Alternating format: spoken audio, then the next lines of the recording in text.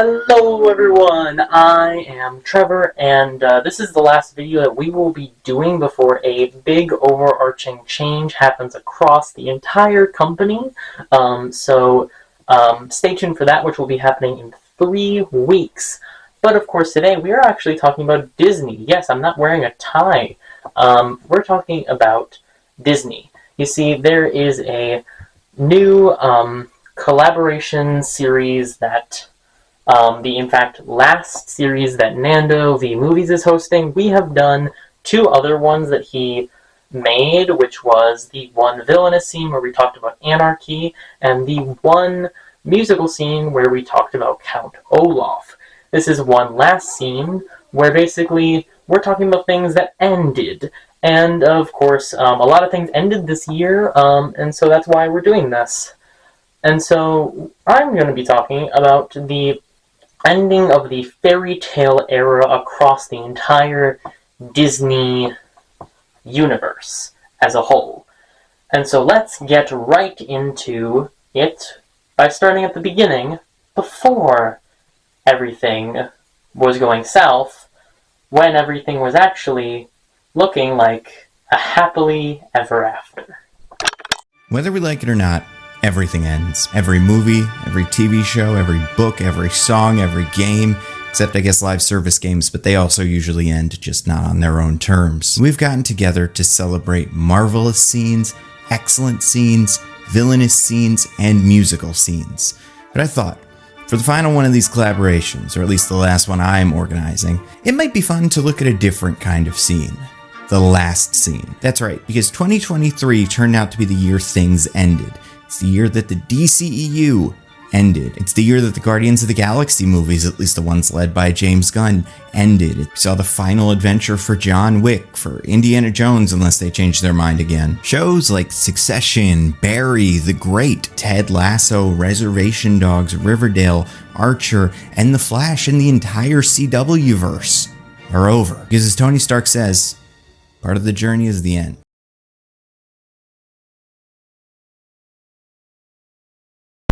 You see, over 100 years ago, Disney started with its Fairytale Era. Walt Disney was making animations based off of fairy tales made by the Brothers Grimm and other places around the world.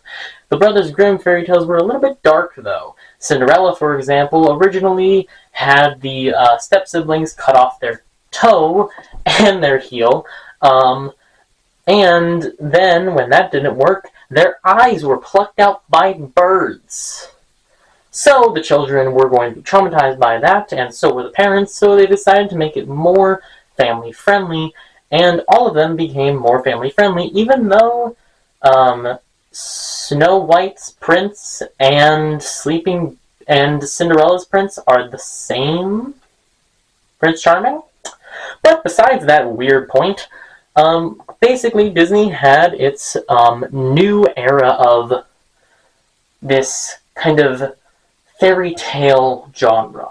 And this was actually really doing great for them. They were making a lot of money, and they also owned ABC at this time, around 1996. However, around 2009, something hit the fan, and that movie was, of course, Princess and the Frog. Princess and the Frog is actually one of my favorite movies that created one of my favorite villains, Dr. Facilier, and it didn't work for most people, though. It flopped in the box office and made a lot of Disney a little bit upset. So they decided to backtrack and not really use much fairy tale media anymore. Sure, they would use it in their Disney Channel movies, and sure, they made a couple more live-action movies, but other than that, everything looked pretty bleak on the fairy tale side.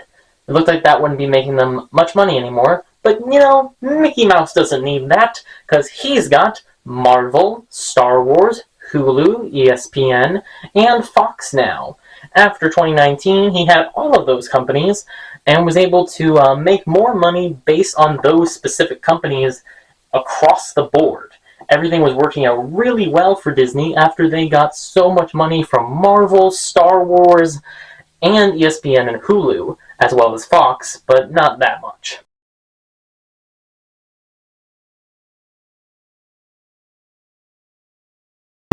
You see, what Disney wanted to do was remake a lot of their Disney movies into live-action movies. This worked out for some of them. Maleficent and Cruella did a great job of showing different, newer fairy tale ideas that they had never explored, their own versions of what happened to those villains in their own story.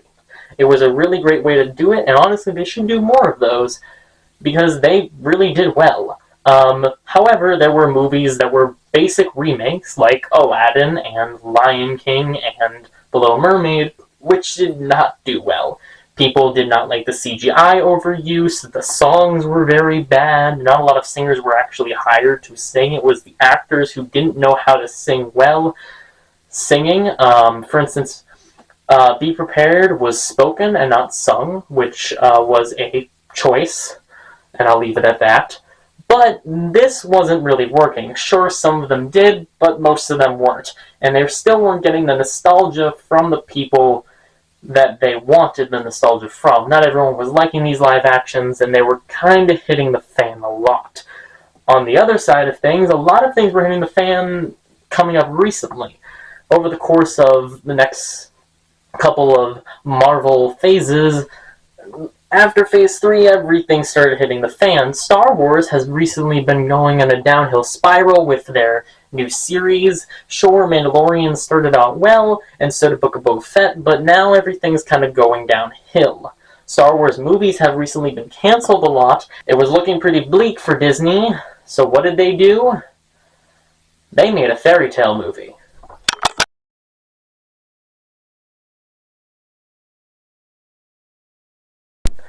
The movie I'm talking about is, of course, Wish, their newest movie that I haven't seen yet. I'm waiting until it actually goes up on Disney+. I will make a short about my reflections on it in the upcoming future, but I wanted to say that I don't know. From what I've seen, it seems okay, and the songs seem interesting as well.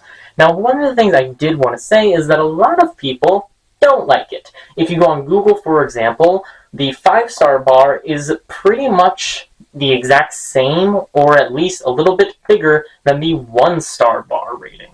A lot of people's 1 stars are, I hate this movie because I hate it. But also a lot of people's 1 stars actually have valid reasoning. That kind of makes sense. You see, a lot of people are worried about AI, that's why we had the whole writers and actors strike. People were worried that AI was going to be taking over animation, live action, script writing, CGI, everything in the known universe. And that's what people were worried about with this movie. People thought that the script was written by AI as well as the animation was done by AI. Animation was not done by AI. They wanted to call back to the old animation that they used to do back when Disney first started, but that didn't really work with the audience, at least so far. Some people actually do give it great ratings, but overall it didn't do well, including in the box office. MovieWeb, a popular movie site that talks about different movies and gives their overall opinion, said this: Wish has flopped at the box office, joining a list of other 2023 Disney films, such as Ant-Man and the Wasp: Quantumania, and the most recent Strange World, that have failed to perform well. The underwhelming box office performance of Wish suggests that Disney's dominance in the animation landscape may be coming to an end. Now, I don't fully agree with that. I think that Disney still has a potential to do well in the animation landscape. They just need to think better. For instance, Elementals was a really good movie that Disney helped make, and I think that they did a great job at that. But I think that one of the things that Disney is not doing great at is story creation. A lot of people have been worried about their story creation throughout and saying that it's been reused or just made by AI. And that is kind of true. A lot of their story creation follows the same theme. For instance, in Marvel, a lot of story creation is there's a big problem, we have to go fight it, we get sad a little bit, someone almost dies, someone does die, we win. And there's not really a lot of other character development, unless, of course, you're doing a sequel in which there's more character development and a little bit too much. Or if you're doing a double, 4th movie, you just make it bad. Like, the 3rd movie was great, and then the 4th movie was just bad. If you're wondering what I'm referencing, it's Thor. But that's besides the point. What I'm trying to get across is that Disney is plummeting. Its company was a great monopoly, and it still is, but a lot of things are problematic. You see, with the rise of their streaming platform, Disney Plus, not a lot of people are going to the movies to see their movies. Sure, some people are, but they're waiting until Disney Plus actually uploads the movie, and that can be a little bit constraining for Disney, as they don't get a lot of money from people watching it on their platform other than the money subscription that they already pay. So that's not great. But there are solutions that could actually help Disney a lot. They can check out the link in the description to a video made by Matthew Patrick, a YouTuber who does film theory, game theory, style theory, and food theory. In film theory, he discusses how Disney can format their content like a YouTube channel. If you want to go check out his video, as well as all the links I used for this video, click the links in the description. I used a lot of information for this video. In fact, this is one of my bigger videos information-wise. I really wanted to express all of the information that we could get about why all this stuff is happening, and I wanted to point out I don't have an opinion on Wish. In my honest opinion, so far from what I've seen, it looks okay. The villain looks interesting, and the song looks interesting as well. But I do want to say, I don't have an opinion on it yet. Other people's opinions are skewed, but mostly either really high or really low. There's not really much in between. With all of that in mind, I hope you enjoyed my one last scene.